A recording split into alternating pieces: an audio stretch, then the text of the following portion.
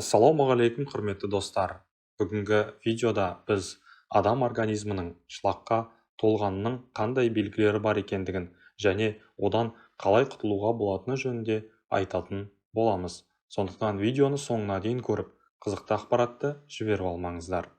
Соңғы кездері өзіңізді тым шаршау әрі ұйқысы қанбаған жан секілді сезінесіз бе? Тіпті бойыңыздағы билеп алған әлсіздік төсектен тұрғызбайды ма? Қанша сағат ұйықтасаңыз да маужырап жүресіз бе?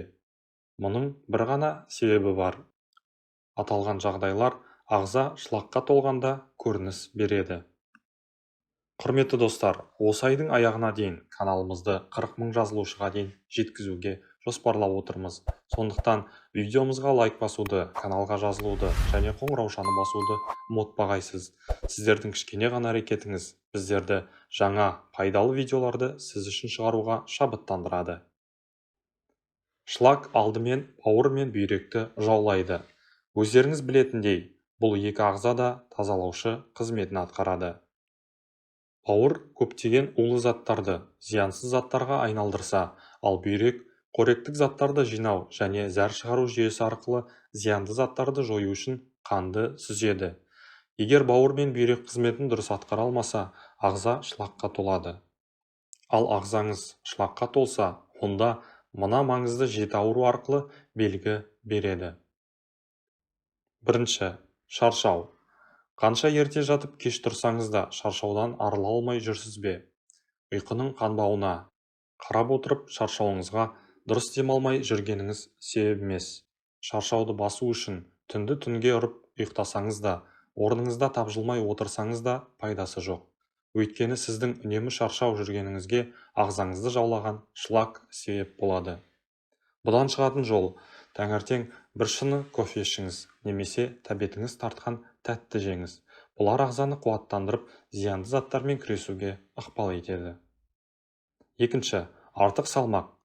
Сіз артық салмақтан арылу үшін әрекет жасайсыз. Ол оңай іс болмайды. Калориясы төмен тағамдарды тұтынасыз.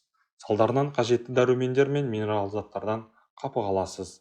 Нәтижесінде ағза өзіне қажетті заттарды алмаған соң, шлакты қуып жіберуге қауқарсыз келеді де, ағзаңыз шлакқа толады. Бұдан шығатын жол: артық салмақтан арылу үшін диетаның өзін дұрыс таңдау керек. Мейлінше дұрыс тамақтануға тырысыңыз. Үздіксіз спортпен айналысыңыз. Жеке бастың тазалығын сақтаңыз. Жағымсыз иіс. Ағза шлакқа толған кезде тісіңізді күніне қанша рет тазаласаңыз да, хош иісті сағыз шайнасаңыз да, ауыздағы жағымсыз иіс жоғалмайды. Өйткені оның шығуына ағзаны жаулаған шлак себепші екенін білгеніңіз жөн. Бұдан шығатын жол: терапевт немесе гастроэнтеролог дәрігердің кеңесін алыңыз. Асқазан мен бауырды тексертіңіз. Қажет болса, арнайы дәрілердің көмегімен жудырып ем жасаңыз. Төртінші, іш қату. Шлакты ең көп жинайтын әрі тазалайтын ішек. Күн сайын тұрмақ, сағат сайын ішекке шлак толады. Егер сізді іш қату мазалайтын болса, жүйелі түрде үлкен дәретке бармайтын болсаңыз, онда сыртқа шығуы тиіс шлак пен улы зат іште қалып қояды. Салдарынан денеңізге кері әсерін тигізіп, теріңіз қартаяды, дақ басады, қараяды. Одан бөлек, басыңыз ауырып, жиі шаршап жүретін боласыз. Бұдан шығатын жол: алдымен тамақтану мәзіріне мұқият болыңыз. Ешқашан зиянды, жартылай дайын, химикатқа бай әрі консервіленген тағамдарды тұтынбаңыз. Мейлінше дұрыс тамақтануға көңіл бөліңіз. Суды көбірек ішіңіз. Жеміс-жидектер мен көкөністі жуып жеңіз. Қайнатылған, бұқтырылған тағамдар жеуге әдеттеніңіз. Бесінші, иіс сезгіштік.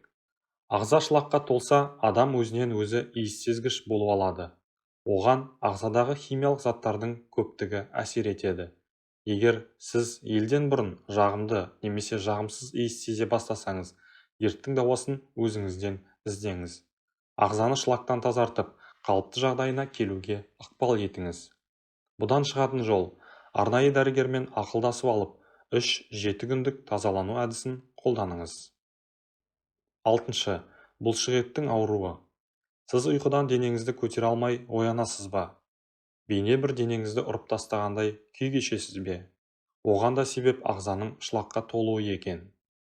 Егер ешқандай спортпен айналыспасаңыз да, физикалық жаттығулар жасамасаңыз да денеңіз ауырып, бұлшық еттеріңіз тырысып жүрсе, онда ағзаны шлактан тазалаңыз. 7. Терідегі проблема.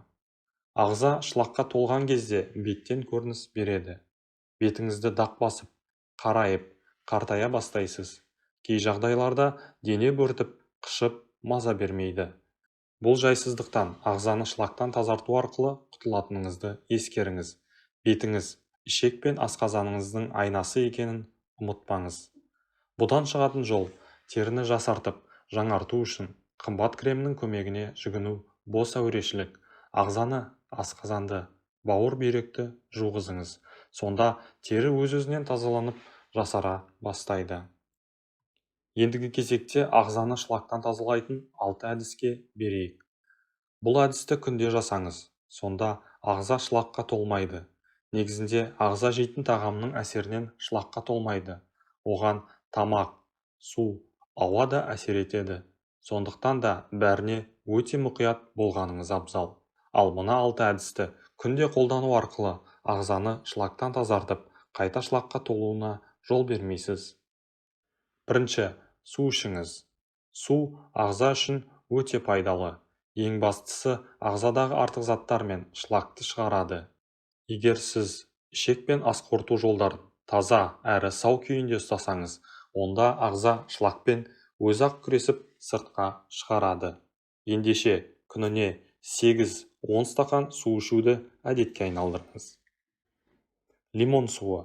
Егер ағзаны шлактан тазартқыңыз келсе, күніне 1 рет 1 стақан лимон су ішіңіз.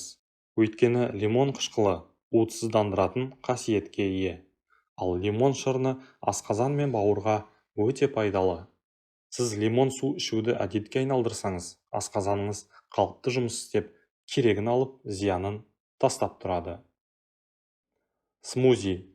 Жеміс пен көкөністен дайындалған кез келген коктейль ағзаны артық заттан тазалауға септігін тигізеді.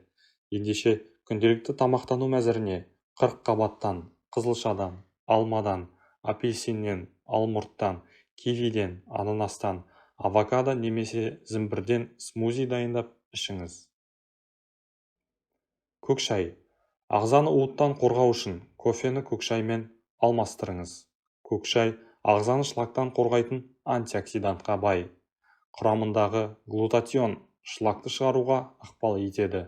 Ал микроэлементтердің қайнар көзі саналатын полифенол майды ерітетін гормон бөледі де, нәтижесінде артық салмақтан арыласыз. Егер күніне 2-3 шыны көк шай ішсеңіз, ағза шлактан тазарып, сымбатыңыз сымдай тартылады. Жаттығу. Терлеу уыттан қорғайтын бірден-бір әдіс. Ағзадағы кез келген шлакты терлеу арқылы шығаруға болады. Терлеу үшін үздіксіз жаттығу жасаңыз. Моншаға түсіңіз. Бу қабылдаңыз.